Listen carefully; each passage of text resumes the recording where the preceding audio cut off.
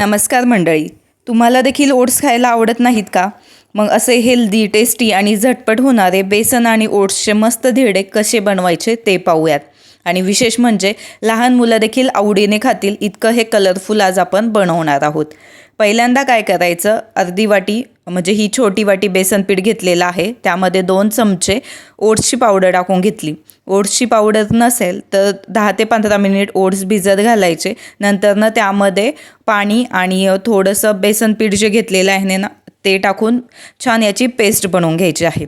आता यामध्ये बेसिक मसाले, हळद पावडर, लाल तिखट, जिरं, त्याचबरोबर हातावर कुस्करून ओवा टाकलाय, थोडीशी अर्धा चमचा कस्तुरी मेथी आहे ना ती देखील हलकी भाजून घेतली आणि ती देखील हातावर कुस्करून यामध्ये टाकून घेतलेली आहे.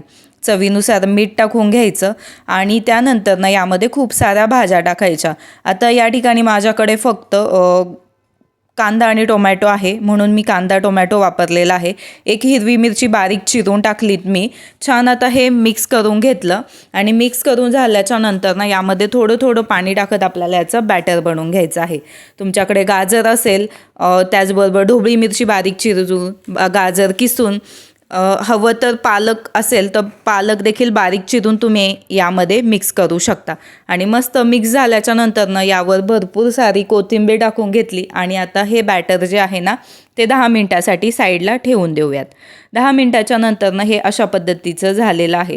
तुम्हाला हवं तर तुम्ही अजून थोडंसं पाणी टाकून हे बॅटर पातळ करू शकता, जेणेकरून जे धिरडे आहेत ते खूप असे पातळसर येतील.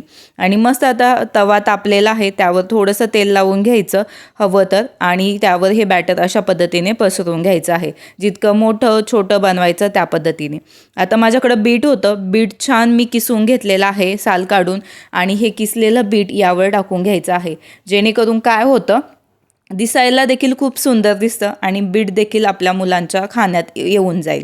आणि मस्त छान वरनं तेल टाकून हे असं थोडंसं पसरून घेतलं आणि आपली खालची बाजू व्यवस्थित भाजली गेली की हे पलटी करून घ्यायचं आणि दोन्ही साईड छान मस्त खरपूस भाजून घ्यायचे आहेत.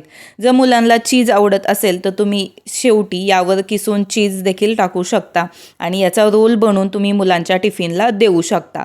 आता एक बनवून तयार झालेला आहे. दुसऱ्या पद्धतीमध्ये मी यावर सफेद तीळ टाकून घेतले. अशाच पद्धतीने आता हे दुसरं देखील आपलं भाजून तयार झालेलं आहे आणि मस्त असं हेल्दी चविष्ट धिरडं या ठिकाणी बनवून तयार झालेलं आहे. दह्याबरोबर खाऊ शकता किंवा तुम्ही टिफिनला देखील मुलांना देऊ शकता, रोल बनवून म्हणा किंवा असंच ढोशासारखं प्रमाणे खाण्यासाठी देखील देऊ शकता. मस्त टेस्टी आपलं हे धिरडं पौष्टिक आहे. दह्याबरोबर एन्जॉय करा किंवा टिफिनला घेऊन जा.